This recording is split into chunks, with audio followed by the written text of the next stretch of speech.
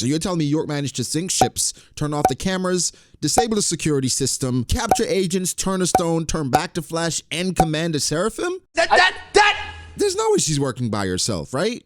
Right? What if I told you in this chapter, we get Sanji proving that he is a YC-1, Yonko Commander 1, Oda showing us brand new, presumably strong Marines, Shizaru Gorosei, and the narrator shows up to hype things up as he normally does. I'm moved. Whew. This chapter for certain was one of those where I questioned everything I knew before, considering I overlooked the most obvious person. Good, evil, wisdom, thinking, wrath, and greed. And we focused on good and evil. But we didn't focus on greed. The traitor has finally been revealed, and I think for a lot of us, we're overlooking the story and we're wondering, how did we miss this? Now, to be fair, in the past, I have seen people accuse York, but it was just because, well, she doesn't seem to be doing anything. I didn't think that was a good enough reason, but in hindsight, they were right. Going back and going through every single panel that York was in, it is astonishing because she doesn't do anything. Upon her introduction, they said she was on her 4th EPS cycle where she was cycling through everything she needed to do for that day. The second time we see her, she's just big. The third time, she's actually being petrified. Why would we even consider York? But when you dig a bit deeper,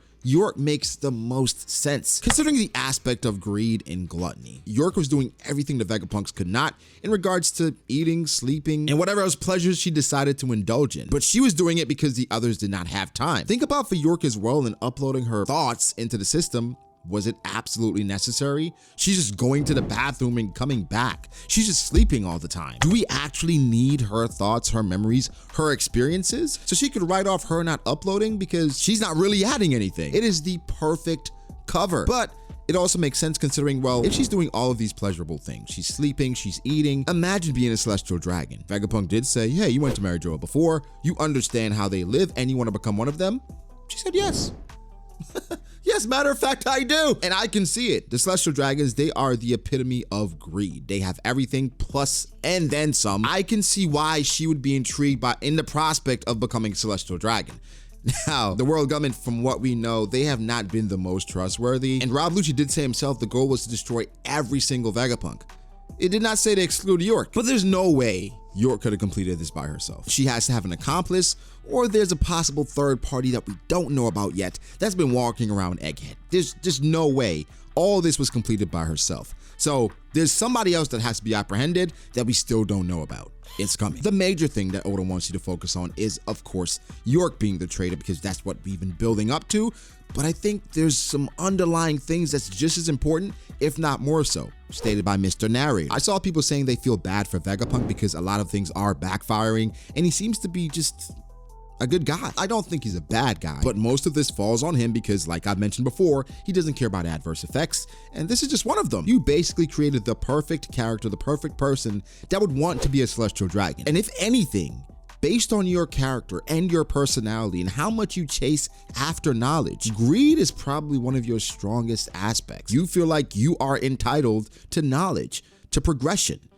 Not necessarily power, but that plays a role. And York, she's just you. She's just an embodiment of you. Oda does drop the hint that Shaka actually isn't dead by saying he is, because we never believed that. So Shaka probably saw this coming, and he seems to be somewhat a few steps ahead in regards to everything. I suspected York, but I wanted to make sure, considering just how much she was off the grid. But again, York could not have done this by herself, so more than likely based on York confirmation, Shaka probably figured out who the other betrayer was, because there's one more.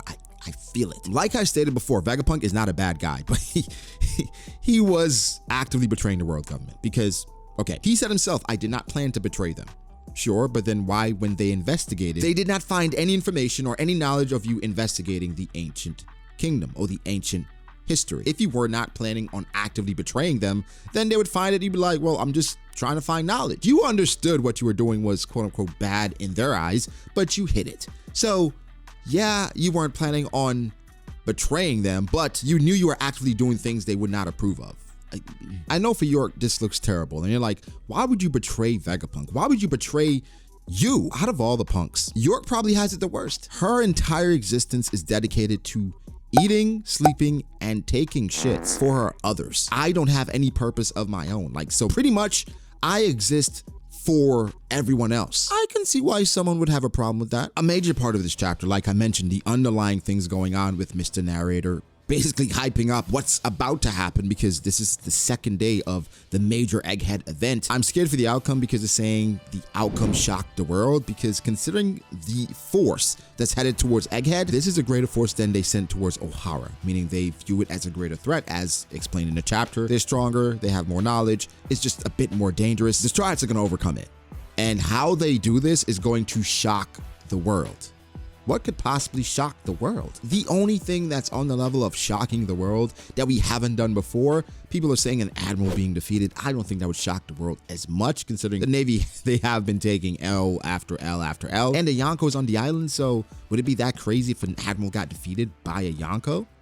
I mean, you tell me. What's shocking is the world finding out about the Gorosei. Yes, there are people in the world that know about the Gorosei, for sure. The general populace does not know about these 5 elder stars that pretty much run the world, and it's even worse if they find out about Emu. Let's say the world does find out about the Gorosei and what the Gorosei represents, then Luffy lands an amazing hit on them and it's broadcasted to the world. It has to be something on that level as opposed to just the Straw Hats winning and getting out of there. Something that has to break the internet that Vegapunk is trying to create. Now, I gave names to the new characters that showed up in this chapter. The first guy, I'm going to call him Red Bull. Well, we already have Doll's name. The third one we're going to call Icalgo for reasons. Then the last one we're going to call Vice Admiral Raspberry. You got it. So all these new characters that are showing up and they're perceived different branches of the government, I'm going to assume one of these guys are Black Horse's colleague. Black Horse, if you don't remember, is Tensei from the Marine Investigative Service that we were just introduced to, right? This whole branch came out of nowhere, and I expect them to roll out different branches, considering the world government or the Marines, the Navy in general,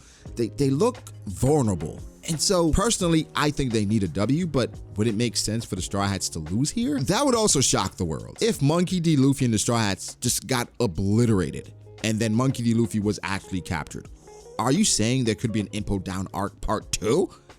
Not like this. Not like this. It's just too much at risk. They can't get captured. It would shock the world, but they cannot get captured. We also cannot forget what Big News put out there. It said that Luffy had kidnapped Vegapunk and was in an all-out war against the Marines. But also, we can't forget the perception of Vegapunk is that he's a beloved scientist. And so most of the world, they don't want him to die, but it was also revealed that the world government, they're actively trying to assassinate him. So based on what the world knows, the Emperor has to come out with a W, and I guess Vegapunk dies. It has to be jarring, shocking, breaking the world. Something like that. I think more than anything, this chapter is showing the true power of the Navy and just how much things can snowball. They plan to obliterate Egghead and Vegapunk regardless. That's why Jay went there as an escort, which is so interesting. Like, why? But because of Vegapunk's perceived retaliation, they went as an escort, and now they're sending hundreds of ships towards Egghead to completely wipe them off the map. Not them, but just the powers that be. I believe that's more ships than was sent to Marineford to combat a Yonko in Whitebeard, who had the greatest fleet at the time. So they're taking this seriously, considering that Yonko Luffy is there, but that was not even a part of the plan. It's like Luffy just continuously messes with the world government and their plans because he's just so unpredictable. I think so far Vegapunk's greed and his somewhat lack of interest in an adverse effect based on his actions has led to this. He did not care what could possibly happen with him separating his greed from his entire body and his makeup and making it its own thing. That never crossed his mind that this person that embodies the worst of him could evolve and somehow lead to this. That thought didn't matter because for him, it's all about progress. I have someone that can do specific things like York, eat, sleep, poop. Well, at that point, I could do more because I don't have to do these things. Well, now York is saying, well, we don't really need all of you. We just need one of us because York is greedy and a glutton, and York does not have a good situation. York lives for everyone else. When does York get to live for herself? I'm Team York. Okay, I'm Team York. I could understand where I have to do all these things for everyone else. It makes life a bit mundane. Now, I do think they are completely lying to her about being a celestial dragon. They don't just accept people in there like that. They wouldn't accept Doflamingo back, who was a born celestial dragon. They're gonna accept a Vegapunk, for all intents and purposes, who betrayed them? Yeah, York. I don't know who fed you that dream, but I got some ear to sell you. Okay. Still Team York, though. Don't get that twisted. This is Vegapunk's fault, or Stella's fault, I should say. This is just a result of his actions, and we'll see if he suffers those consequences, because I think he will. Well, Stella at least will. I think it probably makes more sense for Shaka to travel with the crew. Maybe Shaka and Lilith, the others, probably get wiped out, but we'll see.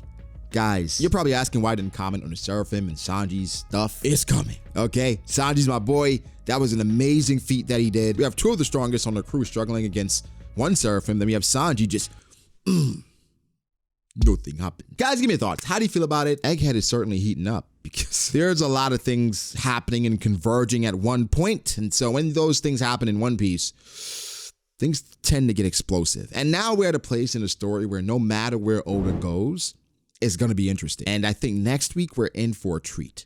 But yeah, like, subscribe. Thank you to my patrons. Thank you to my members. And thank you to you guys for just checking out this video. This means a lot. If you stick around, that'd be amazing as well.